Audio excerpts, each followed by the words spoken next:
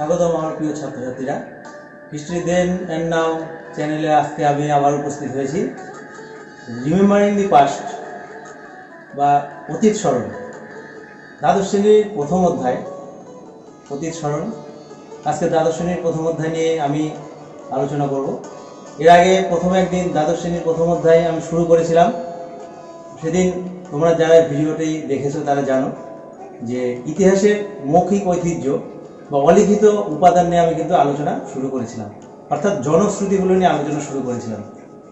আর তোমাদের নিশ্চয়ই মনে আছে যে জনশ্রুতির 5টা ভাগের কথা বলেছিলাম। তার মধ্যে প্রথম ভাগ অর্থাৎ পৌরাণিক কাহিনী নিয়ে তোমাদের কাছে আলোচনা করেছি এর আগের দিন। আজকে দ্বিতীয় ভাগ, তার মানে কিংবদন্তি নিয়ে কিন্তু আলোচনাটা আজকে শুরু করব।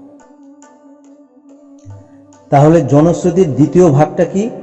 যে কিংবদন্তি বা ইংরেজিতে যাকে বলে লেজেন্ড। কিংবদন্তি কি বা কিংবদন্তি কাকে বলে সেটা আমাদের প্রথমে জানতে হবে। তাহলে মৌখিক ইতিহাসের একটি অন্যতম গুরুত্বপূর্ণ উপাদান হলো কিংবদন্তি। এতদিন তো মৌখিক ইতিহাসের উপাদানগুলোর কথা বলছিলাম তোমাদেরকে। তাহলে মৌখিক ইতিহাসের একটি অন্যতম গুরুত্বপূর্ণ উপাদান হলো কিংবদন্তি। কিংবদন্তি কি? কিংবদন্তি হলো ইতিহাস ও কল্পনার সংমিশ্রণে লৌকিক কথা সাহিত্যের চরিত্র বিশিষ্ট লোককথা। অর্থাৎ ইতিহাস এবং কল্পনা এই দুটোর সংমিশ্রণে লৌকিক যে কথা সাহিত্যগুলো থাকে তার মধ্যে বিভিন্ন চরিত্র নিয়ে যে লোককথাগুলো তৈরি হয় সেগুলোকে বলা হয় কিংবদন্তি। যার ইংরাজি প্রতিশব্দ একটু আগে বললাম তোমাদেরকে, লেজেন্ড। এই লেজেন্ড শব্দটি এসছে কোথা থেকে? ল্যাটিন শব্দ লেজেন্ডা থেকে।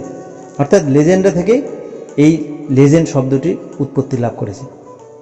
কিংবদন্তি কাহিনীগুলিতে যেসব ঘটনার বিবরণ দেওয়া হয় বা যেসব চরিত্রের উল্লেখ করা হয়, অতীতে কোনো এক সময় সেসব ঘটনা ঘটেছিল বা কাহিনীগুলিতে যেসব চরিত্রের উল্লেখ করা হয় সেসব চরিত্র জীবন্ত ছিল বলে কিন্তু লোকসমাজ বিশ্বাস করে থাকে।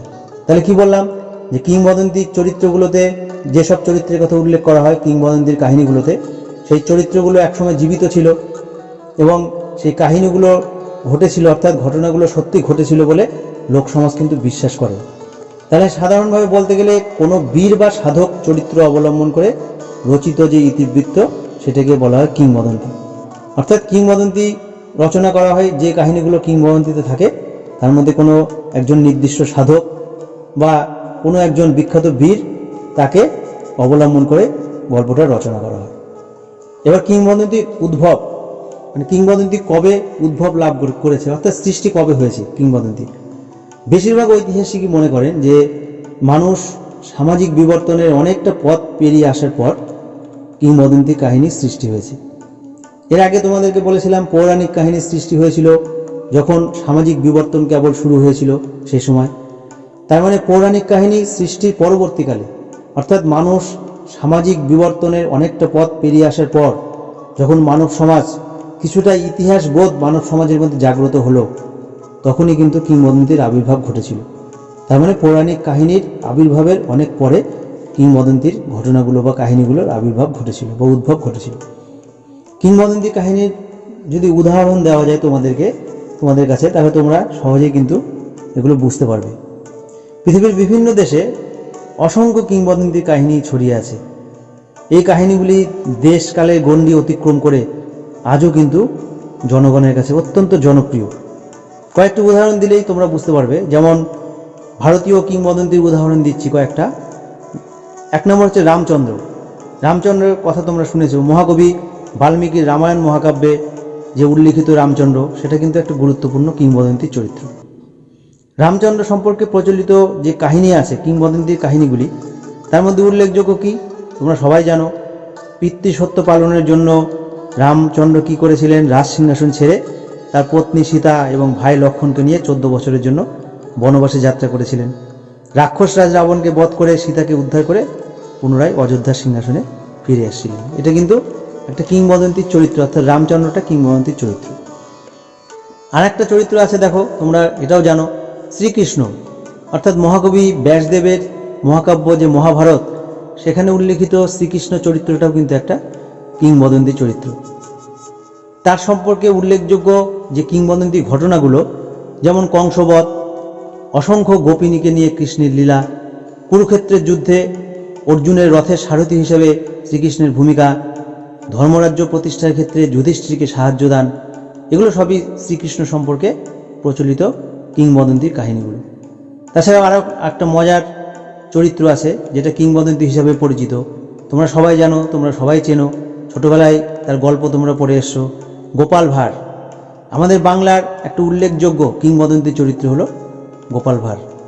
রাজা কৃষ্ণচন্দ্রের রাজসভার হাস্যরসিক গোপাল ভাঁড়ের কিন্তু বিভিন্ন কিংবদন্তি কাহিনীগুলো আমরা কম বেশি সবাই জানি। শুধুমাত্র আমাদের ভারতবর্ষে না, বিদেশেও কিন্তু বহু কিংবদন্তির কাহিনী ছড়িয়ে ছিটিয়ে আছে।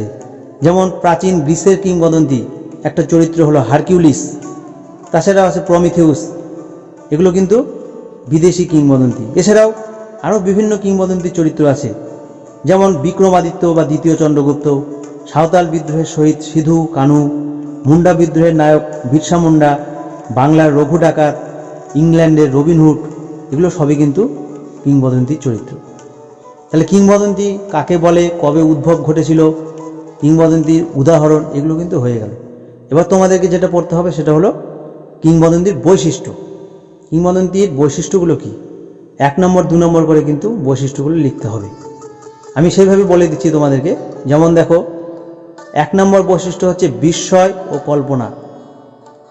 কিংবদন্তির প্রধান বৈশিষ্ট্য হলো বিস্ময় ও কল্পনার আধিক্য।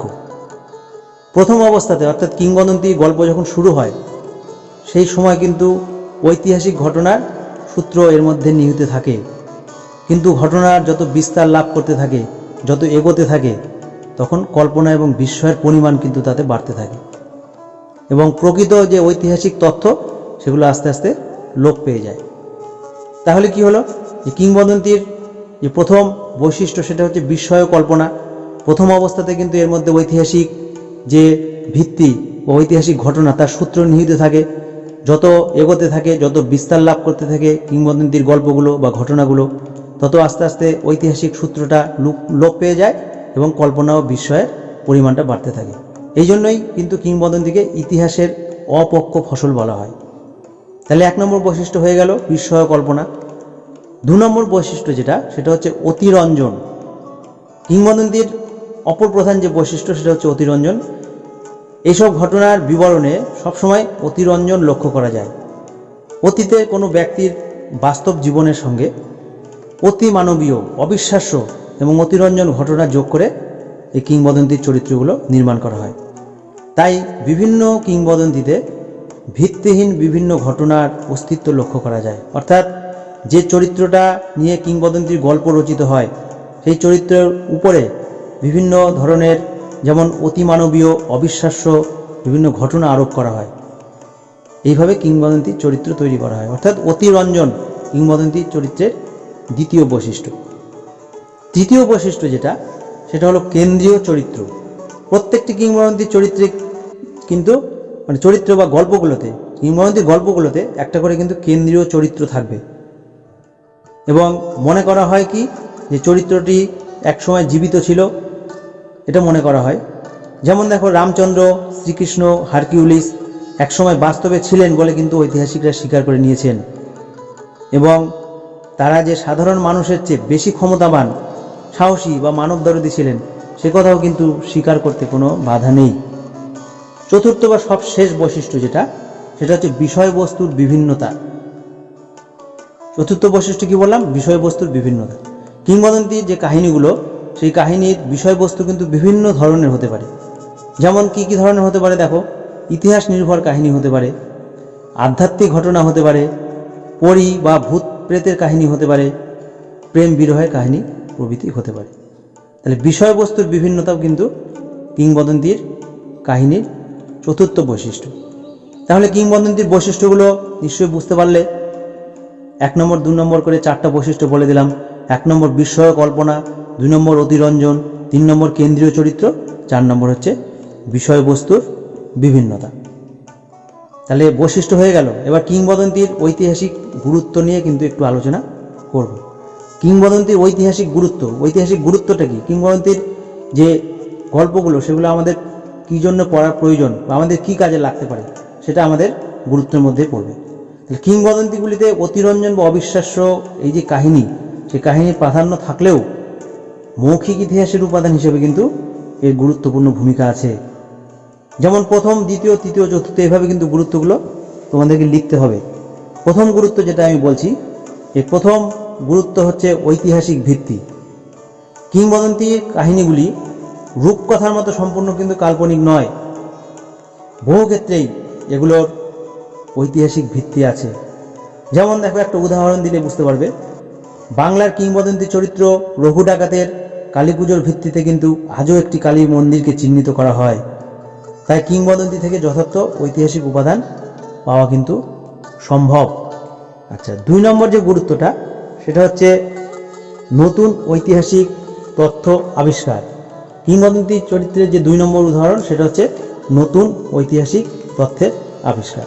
তাহলে ঐতিহাসিক তথ্যের আবিষ্কারটা কীরকম দেখো, বিভিন্ন যে কিংবদন্তির উপর ভিত্তি করে বিভিন্ন ঐতিহাসিক ঘটনার সত্যতা নিরূপণ করা সম্ভব হয়, সেটাই এখানে বলেছে। অর্থাৎ কিংবদন্তির যে বিভিন্ন কাহিনীগুলো, তার উপর ভিত্তি করে কিন্তু ঐতিহাসিক ঘটনার সত্যতা নিরূপণ করা যায়। উদাহরণ হিসাবে যদি বলা যায় যে পূর্ববঙ্গের সীতারকোট, বেহুলার বাসরঘর, অরুণধাপ ঢিপি, টুঙ্গির শহর ঢিপি প্রভৃতি স্থান সম্পর্কে কিন্তু বহু কিংবদন্তি প্রচলিত আছে।